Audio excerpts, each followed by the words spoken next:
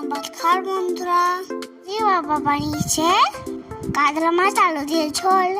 প্রথমে মাছগুলোকে 1 চামচ নুন, হলুদ ও একটু সর্ষের তেল দিয়ে ভালো করে মেখে দিয়েছি। এরপর কড়াইতে তেল গরম করে মাছগুলো ভালো করে ভেজে নিয়েছি। ওই তেলে কেটে রাখা আলুগুলো ভালো করে ভেজে নিয়েছে। এরপর কড়াইতে তেল দিয়ে দিয়েছে। ওই তেলের উপর কালো জিরে, শুকনো লঙ্কা, তেজপাতা দিয়ে ভালো করে নাড়িয়ে নিয়ে কঞ্চারে পেঁয়াজগুলো দিয়েছে।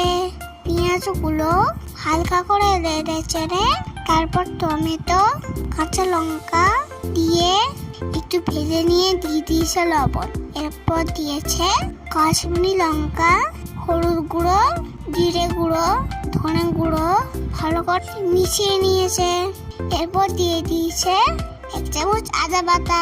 মশলাটা ভালো করে কষিয়ে নিয়ে যখন তেল ছেড়ে গেছে, এরপর দিয়ে দিয়েছে আগে থেকে ভেজে রাখা আলুটা একটু ভালো করে মশলার সাথে মিশিয়ে নিয়ে পরিমাণ মতো জল দিয়ে ঢাকা দিয়ে আলুটা সেদ্ধ করে নিয়েছে। এটা সেদ্ধ হয়ে গেলে ভেজে রাখা মাছগুলো দিয়ে দিয়েছে।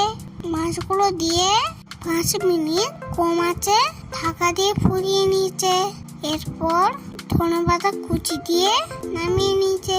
তৈরি হয়ে গেছে আমার জন্য আলু দিয়ে কাতলা মাছের ঝোল। ভিডিওটি যদি ভালো লাগে একটা লাইক ও শেয়ার ও সাবস্ক্রাইব করে দিবে।